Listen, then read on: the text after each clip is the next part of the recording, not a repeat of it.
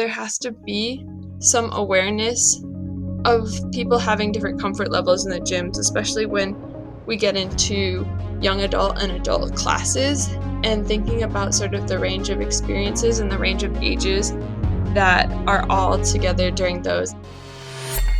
Welcome to the Ninjababes podcast. I am back for a part 2 episode with Rachel Stewart. Last week in our episode, we were talking about what does consent look like? What does that really mean? What is consent? What does consent look like in a gym scenario? What would it be like in a relationship? How do we talk about consent? And we were just kind of discussing with the recent events with Drew Joshua and everything that's been going on, just discussing about sexual abuse and what can we do to talk about this in our communities, and how can we kind of open up the conversation and make this a topic that we're more comfortable talking about in general in order to avoid situations from happening in the future.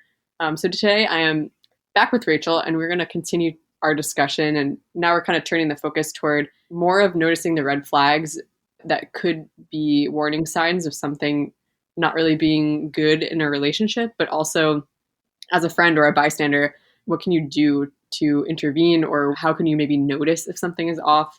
And I will let Rachel kind of jump into what that all means. But we're so glad to have Rachel back, and I appreciate you being on. And I just appreciate your experience and your expertise in talking about these subjects. And if you missed part 1, you can go back and listen now if you don't want to spoiler. I don't know if there's anything to spoil coming into part 2, but if you wanted to go back and listen to part 1, you could do that now. But anyways, Rachel, it's great to have you here. Yeah, thanks so much for having me. Absolutely. So I know last time we did a little bit talk about red flags, and one thing that I learned and that I think people have been coming to realize is that sometimes, people who we might want to think, oh, that's someone who's a dangerous person, we kind of want to define that person as who they are as bad, but it's not necessarily that. That's not really how we should describe it. It's more so the person's actions are not good decisions, not safe actions.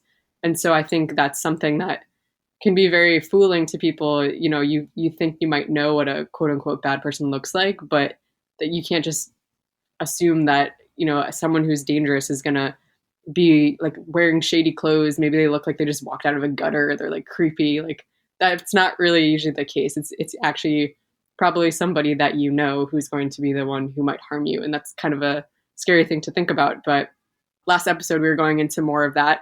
And so I know that today we're going to continue to discuss that and unfold that more, and also talk about what does it look like as a bystander to kind of, if you notice something from the outside that doesn't seem right, how do you approach that? Yeah, I think that point is so important, because we often talk to folks about stranger danger or watching out for sketchy people, or even after something like this has happened, folks coming forward and being like, oh, I always knew there was something off about that person, which really ignores the reality that so often abuse happens because of an exploitation of trust, and that we are most often harmed by folks that we know and we trust ourselves. And so in thinking about being a good bystander, it's really important to know that this is a skill. Yes, trusting your gut is absolutely important, but it also takes work to develop that intuition and to develop a gut that really is reactive to everything we see, because there's so much that happens in our society, in our relationships, both romantic and sexual and totally platonic, that gets normalized, that leads to folks not seeing red flags when maybe they should be. Something that is really important when I teach folks to be bystanders is understanding that being a bystander is a process in and of itself. Nobody is born with this sort of innate intuition on, I can recognize danger and I can jump in. And the first step of being a bystander is noticing something is wrong.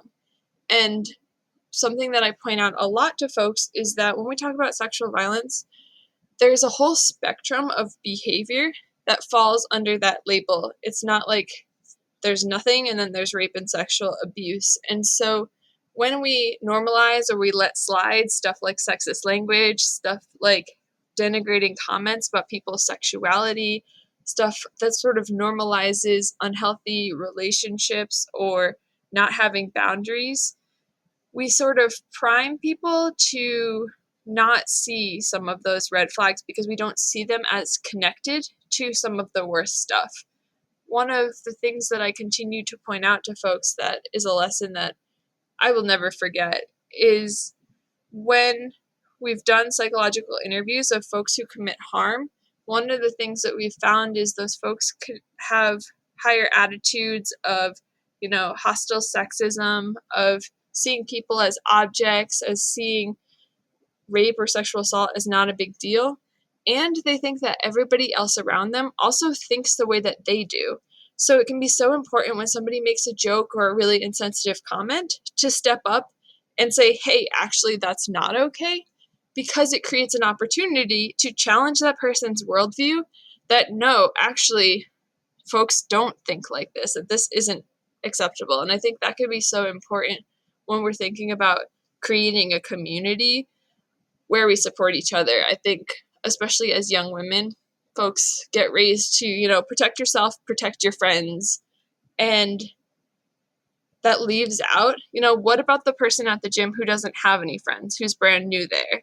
What about, the person who goes out and gets accidentally left behind by their friend group? What about, all of those situations where somebody doesn't have a friend walking them home? Or what happens when it's your friends who are the ones who are doing the harm? So creating an opportunity where it's not just on us to protect ourselves, it's not just on us to protect our friends, but it's about shaping this reality that we want to see. That is so important. And what we know about being a bystander is that there's something called bystander efficacy, which is how good somebody is about speaking up. It's hard. There's a lot of reasons why you might not want to be like, hey, I'm not sure that thing you said is really okay to do right here.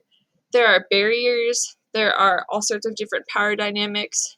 There's the fact that I'm super introverted, so I hate speaking up with people that I don't know. But there are ways to get better at doing that. And one is just practicing. So I do a lot of role playing with the young people that I work with, give them a lot of different scenarios. But I also point out that building bystander efficacy also happens when you watch somebody else be a bystander, whether it's for you or for somebody else. So every time somebody speaks up and say, hey, we don't say that here, or hey, back off that person, you've just made everybody around you a better bystander too. And it's made it more normal to check in.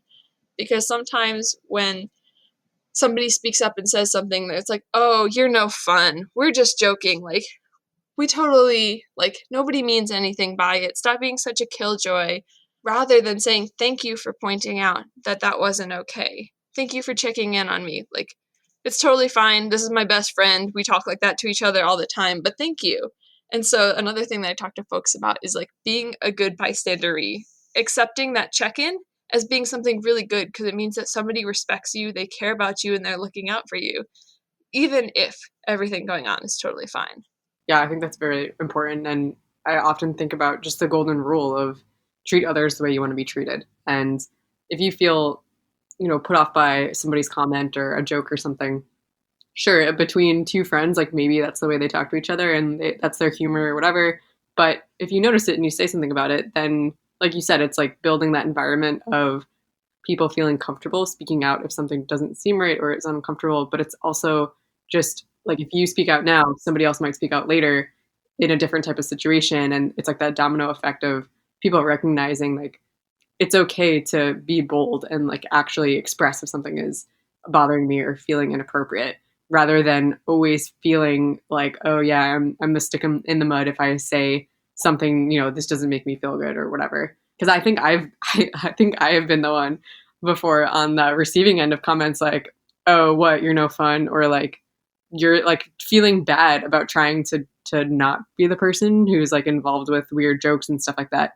And that always makes me feel weird because it's like, wait, well, I don't know if somebody else that's with us is overhearing this and maybe they've been a victim of something and everything that they're hearing us say is like really, triggering and dangerous for them to hear.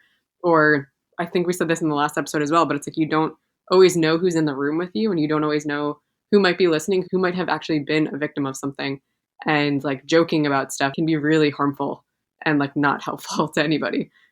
Yeah, absolutely. And I think I heard something put really well recently, which is, I think ties in these two things of bystander and also consent, like the golden rule of treat other people how you want to be treated, or right, thinking about like, what if that were my little sister, little brother, child, whatever, is all well and good, but also treating people how they want to be treated is also so important. So yeah, maybe you'd be cool with somebody making that joke or making that comment about your body, whatever it might be.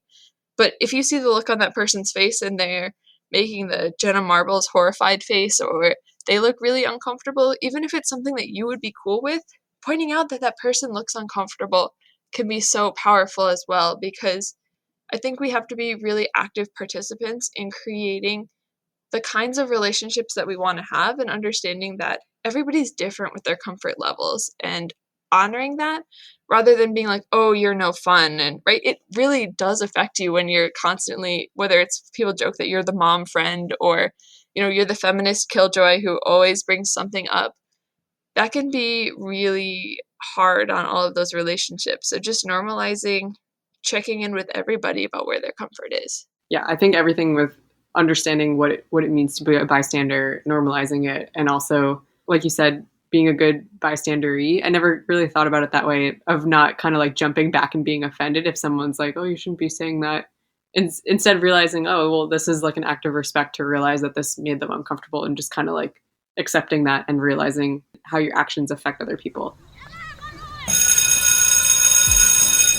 So you're getting ready to go back to school, huh?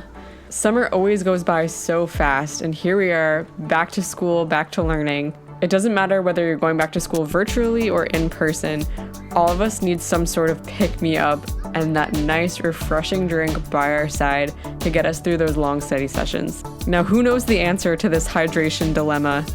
Ding, ding, ding, you guessed it, Poalillo Life. Poalillo Life has amazing all-natural products like whey and vegan proteins, amino acids, energy and focus blends, pre-workout. All of their products are non-GMO. They're tested for heavy metals.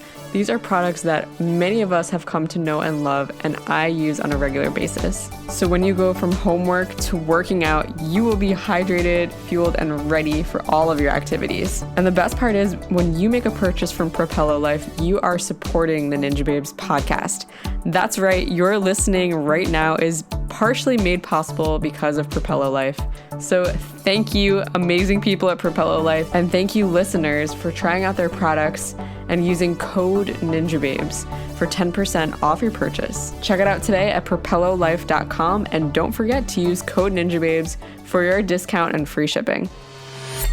What are other ways, even at the gym, that we can be good bystanders, whether it's like making sure all of our coaches and our other ninjas are asking for consent in like spotting and things like that? Like, what are other ways that we can tie this back to the gym? Yeah, I think we talked last week about consent in terms of spotting and the way that you engage in coaching. I think there's a lot we can take from trauma-informed yoga, which can be really good about keeping language neutral about people's bodies, asking for consent, or even creating opportunities. Like sometimes we work with folks who have a lot of issue, whether it's sensory issues, issues with being touched, issues with trauma. So like, maybe if you know that there are folks in your gym like that, you create a wristband, like a red wristband that means please don't touch me when I'm being coached. Maybe it's a conversation that you have as part of, every new kids class that comes in about these are the ways that we try to help you. These are the options that you have. So when I say I'm going to spot you, I'm going to ask, can I put my hands on your back? Or I'm going to stand right here, and really normalizing all of that. I think it also, there has to be some awareness of people having different comfort levels in the gyms, especially when we get into young adult and adult classes, and thinking about sort of the range of experiences and the range of ages that are all together during those. I know, sometimes in my adult classes, we've got kids as young as 16 who are training with us, and somebody is talking about their sex life or talking about going out. And maybe for them, that's a totally normal conversation that they're having with their friends, but thinking about the climate that creates, and also thinking about the consent of everybody else who's listening into that conversation, and normalizing maybe they don't want to hear about that stuff. I think another really important point, especially as we're talking about young adults and adults, is creating gym policies about relationships with clients. I think some of the lines, especially in the ninja community, can get really blurred when, maybe your coaches are your friends and you hang out with them outside of the gym. But coming into a gym where folks either explicitly or implicitly see their clients as a potential dating pool can create a lot of discomfort for folks. It can be really detrimental, because what happens if you ask that person out and they're uncomfortable and now they don't want to come back to the gym and they have to choose between continuing to participate in the sport that they love and feeling comfortable while they train? And I don't think we ever want to get to that point where folks feel like they have to make those choices. And so I think there needs to be really nuanced conversations about how power impacts consent, whether that power is the relationship between coach and client, whether that's talking about some of the star power like we were talking about last week, when folks who have made a name for themselves in the sport are seen as having extra status and what that means. And I think overall we have to create opportunities where it is okay to speak up, whether that's, posters in your gym that say create an avenue for folks to bring forward complaints or concerns, whether that's, check-ins with folks, whether that's creating opportunities to get feedback from folks at the gym about, what is working, what doesn't. I think, unfortunately, there's not necessarily as many cut and dry, copy and paste solutions as people would like. I think what it really requires is a sense of initiative and really thinking about things as a community and how communities are shaped by the folks who are in it. And so much goes into that, but I think there's so much good that we are already seeing coming out of these conversations in terms of creating space for folks to speak up, in terms of normalizing these kinds of conversations and creating opportunities for folks to come forward and say, hey, actually, this has kind of been bothering me. Mm-hmm. Yeah, all of that is so valid and so important. And something interesting that you said was about going back to being at the gym, and if there's a 16-year-old in a class with older adults and the adults are just talking about stuff that they might normally talk about if it's just adults, but not realizing that a younger teenager is in the room with them, probably listening. Yeah, it's interesting to think about our open gym scenarios, because even if it's an adults class that might be like 18 and up or 17 and up or something, those open gyms, sometimes we have very mixed ages. Sometimes they're like a kids only open gym, but sometimes they're not. I know of one gym in particular I can think of that does have very specific age groups in their open gyms, and those times are like spread out. But I can think of others that I don't really think that they do. And I think it's just like a mosh of like everyone who wants to come during that time.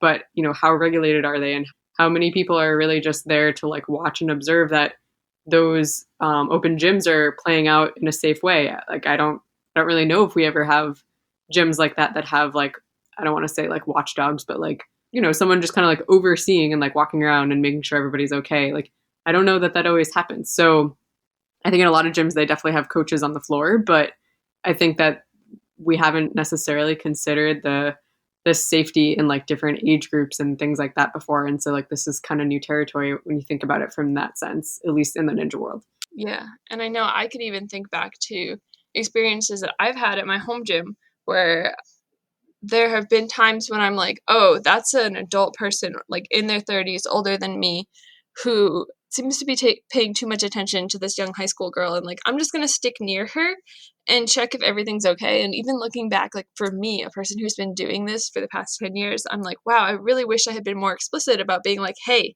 this girl is in high school, like pointing out some of the things that were causing me concern. And I think creating more of an expectation to do that, especially when it's coming from coaches or when it's coming from a gym owner or a gym manager, makes that so much easier rather than somebody feeling like they have to take it upon themselves. Because so often, we were talking about this last week, of all of this lies in gray areas. And I think folks who really want to do harm kind of thrive in those gray areas because they know people aren't going to sort of violate the social contract and be like, hey, what you're doing isn't okay, because they risk being wrong and really offending that person and everything sort of coming back on them. And so I think if you could make it more formal in terms of like making an established process or procedure of, like coaches on the floor are walking around, talking to people, taking an interest in how are you feeling? Are you feeling comfortable? Like, do you have folks that like you can feel comfortable training with? All of that. That is so important rather than sort of leaving it up to chance. Definitely. And I think too, like something that we value about Ninja is the fact that we do have people from all walks of life who find this common ground in Ninja and want to support and help each other. And I think that that's great. And I don't want to see that like vanish from our world. But I do think that, like we're saying, there needs to be accountability. There has to be, greater levels of safety. And we're realizing that now. And I think one of my biggest things is like, I want to see how we can continue to be a community and have the things about Ninja that we do love continue, but they need to be in a much safer, more regulated, I guess, like more professional, more like have more eyes on what's happening and have these guidelines in place. Yeah, because I think that is such a cool part of the community is how across age groups, across levels of experience, folks get to interact. And that is so valuable on so many levels. So I'd hate for somebody to hear this and think, oh, we got to get rid of any sort of interaction between folks of different ages or anything like that. But yeah, like you said, making it more professional, because if you have established procedures before stuff like this happens, it makes it so much easier to deal with than trying to retroactively retrofit something over it and go back and undo harm. Definitely. And I think this is all, coming to light now and people are realizing. But one thing I kept thinking in the beginning was, there's so many ninjas in our community who are kind of like the veterans who've been in this for a long time and they've taken a lot of leadership roles throughout our sport in different ways. And that's amazing. That's great. But I think that a lot of that tier of ninja, like that generation of ninja, they really did all know each other. And like there was more of a level of like comfort in the sense that they felt like they knew each other really well. And then as Ninja grew, like they held on to those community values. But as Ninja has continued to grow, it's been harder to maintain like the safety aspect of, do you really all know each other? And I know when I first started Ninja, it was like, oh, you're traveling for a competition? Oh, you're a ninja? Of course you could stay at my house. Like doors are open. And like at the beginning I was like, I love this place. Like this is amazing. Like ninjas are awesome. But then it's like, okay, now this happens and yeah, okay, maybe we're too comfortable, too lax on like the way that we follow, rules or lack thereof rules within Ninja. So I know that like there's those values of Ninja that I love, and I love like the grassroots aspect of Ninja that's so like community oriented. But clearly, this was not like a very community loving event that happened. So yeah, I just feel like there's so much dialogue that needs to happen moving forward as far as like how do we still have our values, but how do we make Ninja a more professional and safe, regulated sport that has systems for reporting and systems for keeping others in check, whether that's like checks and balances of power, but also these checks and balances of safety and open communication. Yeah, absolutely. And same as you, I would hate to see the sport lose so many of those connections and those moments that make it really great, whether it's, 6 people packing into a hotel room to watch the show and compete together, whether it's all of these networks that folks have built. But yeah, I think people have sort of, up to this point, been looking at everything with a little bit of rose-colored glasses in terms of not in my sport, not here. And as we've seen it get bigger and bigger, we haven't necessarily scaled things as they should have. Right. Yeah. And I know there's a lot of growth that we have moving forward, that there are quite a few people who have taken action to make things happen and change. And there'll be more conversations about that. And if anyone listening has been wondering what's going on, like at this point, there's nothing like set in stone concrete that I feel like I could disclose, but there's a lot of talk of how can we adopt safe sport principles and different things that would be very tied into what Ninja is and Ninja specific teaching for safe sport. So there's a lot that we're looking into. And if anyone else has something they'd like to contribute to the conversation and to the solution, you can always email us at the ninjababes@gmail.com if you wanted to talk about more solution-based work. Or we even have Ninja Babes and Neighborhood Ninjas will be partnering together for a series of workshops teaching about everything we talked about today and more. So if there is anyone else out there who is an educator who teaches about consent or sexual abuse or anything, gym safety, like anything along those lines, you could definitely feel free to email us as well if you'd like to be involved. Rachel, is there anything else that you wanted to share with us today while we're still here on this topic?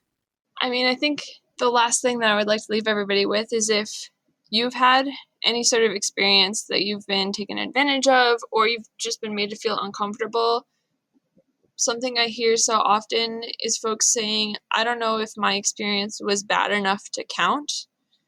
If you are a person who is in that situation and you're wondering about something that has happened to you, please know that if something is bothering you, it's worth dealing with. And if you're not sure who to talk to, absolutely, please reach out to all of those resources that were just listed. Feel free to reach out to me.